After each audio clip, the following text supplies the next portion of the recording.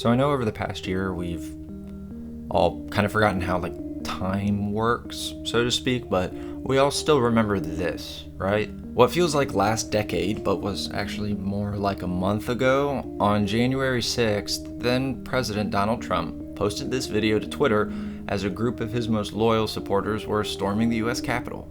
This is all while the US Senate was voting to authorize the 2020 presidential election results and officially declare Joe Biden the winner. They were inflamed by Trump's rhetoric over the past, half a year or so, accusations that Democrats stole the elections in Pennsylvania and Georgia, other places, that sort of a thing. And after gaining entry to the Capitol, where do I start? They were wandering around, they were going through the mail of congressional representatives, they were taking selfies, they had a word of prayer in the Senate chamber, the most sacredest place ever.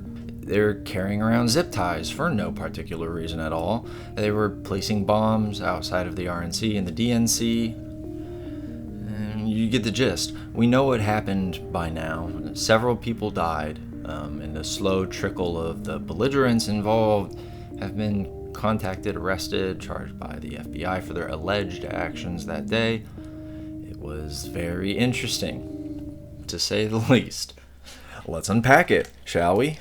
January 6th is an event that is going to live in historical memory in some capacity. People are going to have a kind of popular understanding of this event, and that understanding can and should be integrated into the longer historical context of the GOP, of US nationalism, that kind of a thing. But I am getting ahead of myself. So to sum it up, I'd be hesitant in considering the possibility that the end of Trump's presidency and the backlash from January 6th event means the end of Trump politics. Because Trump is much more than an aberration in conservative politics, and this is my personal position. If his rise to political power is an indication of a longer process of change in the GOP and politics more generally, then his legacy is going to stick around and have a hand in whatever comes next. I'm guessing Tom Cotton becomes the first CEO of America and appoints Tim Allen as Secretary of Defense.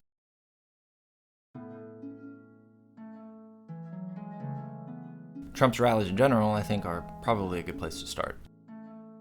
Donald Trump clearly loved his political rallies, especially at first. It's probably the only thing that's effectively kept his attention in years, besides Twitter and those high back leather chairs and boardrooms on TV shows probably. But the content of these rallies, they're all kind of generally the same. Trump comes out to Lee Greenwood's God Bless the USA, the same walkout music Ronald Reagan used in his re-election campaign. And the speech itself, he does have pre-written speeches, by the way. You can see that throughout he kind of just looks at it periodically. He'll read a few lines. But we will never submit to their threats, and we will never let them destroy our nation. And then he'll just kind of ramble on about whatever he wants. One thing about Air Force One, we got plenty of televisions. We have televisions in closets.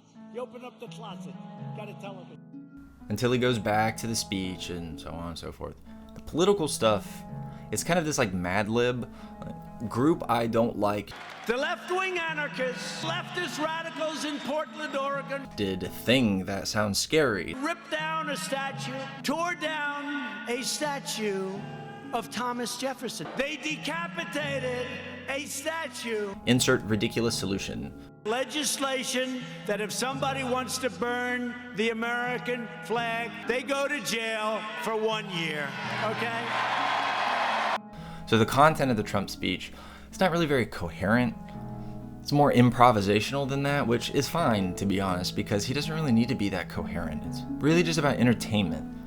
The former host of The Apprentice understands focus testing, and he sees that I'm a member of the party that prioritizes a strong national defense, small social welfare states, support for the police, and a generally popular historical memory of the United States as it always presents itself, meaning the country and its founders are exceptional individuals with unique vision and insight. The U.S. is a beacon to the free world, an innovator and technological leader in the post-industrial world, a bringer of peace and equality for those who work hard, defender of the Christian capitalist West versus all those scary communists or, Islamists, etc. You get it. A Trump speech has a lot of nonsense in it, but at its core is a very fundamental conservative American nationalism.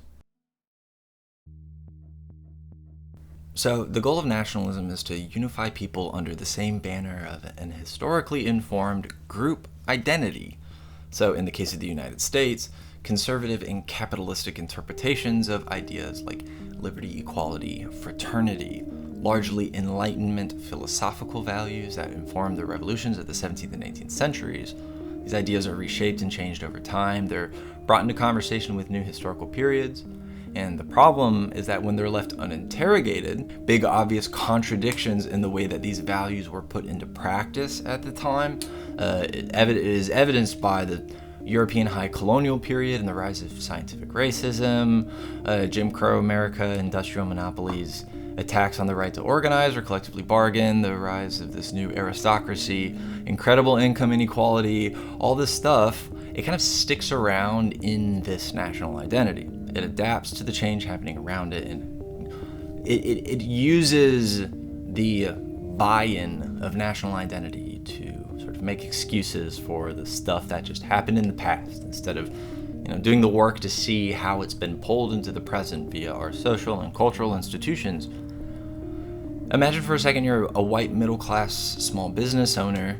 You're a low member of the employing class. You probably employ like between 8 to 10 people, let's say, and you hear on the news and from Donald Trump that this decentralized collection of anti-racist groups are here to disrupt the United States. And when you think about the United States, the one you heard about in school, the one you heard about from your family and at church and in the shops and places of consumption that you frequent, the one that's depicted in national holidays, in parades, on TV, at football games, when you think about that being under attack, you are now likely very anxious. You are starting to imagine this enemy around every corner, and you're now part of this great new conservative anxiety. It is born largely from a long-held and historically relevant national identity. It gets pushed further and further into the present by placing conservative values and way of life in opposition to an enlarged existential threat. A boogeyman, basically. It's how Donald Trump went from talking constantly about MS-13, remember when he did that in 2016, to switching his screeds against Black Lives Matter and Black Bloc anti-fascists. Basically, Antifa wants to time travel and kill George Washington, and you cannot possibly be anxious enough about it. The only thing to do is to sit around and be terrified and then go vote for the Republican Party. The success of Trump is linked to the integration of cultural symbols and social institutions. How these symbols you love, being the founding fathers, or this symbolic view of the sort of positive symbolic construction of an American national identity, these are inextricably linked to the stability and future survival of you and your family and your way of life. Conservative nationalism is not a new thing, even if their perceived threats keep changing. A big problem with all of this is that a national coherent identity in the United States, this is not something that has remained static over periods of time. This coherent identity of what it means to be an American has updated and revised itself.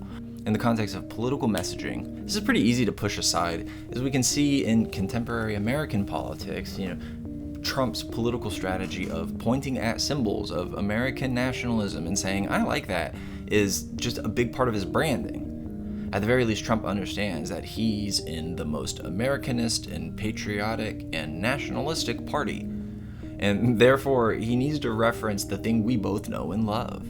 It's as a confirmation of what his supporters are expecting and what they already understand. George Washington equal good.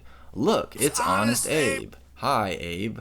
Great to see you, Abe. I've been hearing Look, it's Honest Abe in my head for so long now. All of the United States is, has, and always shall be a harbinger for good because of the force of will and stoic example of business innovation from the top down. 18th century liberal bureaucrats and Ronald Reagan or whatever. In contemporary politics, this sort of reactionary conservative desire, the desire to preserve or reconstruct the nation, to enlist in the posting army that will save the children from the Hollywood cannibals, or to To really think that Donald Trump is an outsider and not just a very large growth on the face of contemporary capitalism, this is what the Slovenian philosopher Slavoj Zizek calls a retreat into the plague of fantasies. It's a symbolic politics that exists as pure affirmation of itself and its own audience. It recasts a variety of people as defenders of democracy from the tyranny of the left. This is how they can message to like 4chan as well as like soccer moms in Georgia suburbs. To sum it up the best that I can, if we're looking at the events of January 6th and Trumpian politics in this vacuum, separated from the history of the United States and US nationalism, this is a very bad idea. Because Trump did not drop in and suddenly rise to the very heights of political power and sort of the de facto face of American conservatism.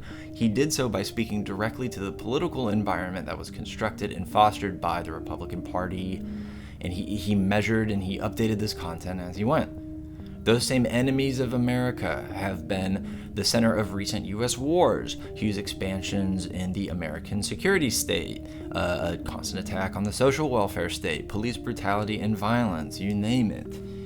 Why do far-right militias and QAnon adopt the slogan, "Protect and serve the Constitution of the United States against all enemies, foreign and domestic"? It's directly connected to a nationalist ideology.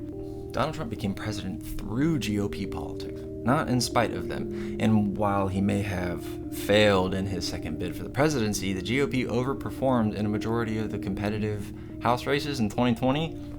They added 3 more trifectas in state governments. That's when they have the governorship, the state house, and the state senate. So they now have 24 of those, and the Democrats have 15. Democrats thought they were going to get Minnesota. They didn't get that there. They thought they were going to break the trifectas in Arizona or Texas and Iowa too, I think, and didn't happen. The GOP messaging, I mean, really, any messaging really, is effective because it's adaptable, fluid, plastic, and also very familiar to its audience. And I said it before, and it's focus testing.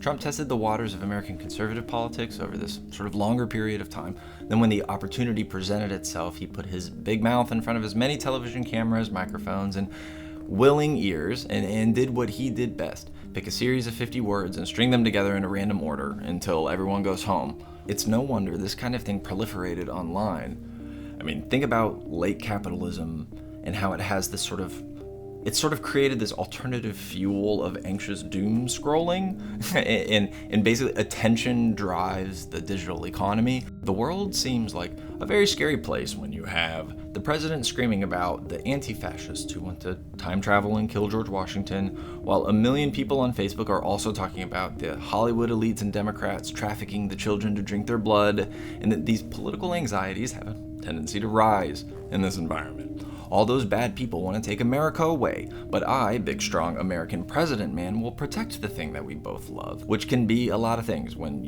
your set of values and their cultural representations are as broad as they are paper thin.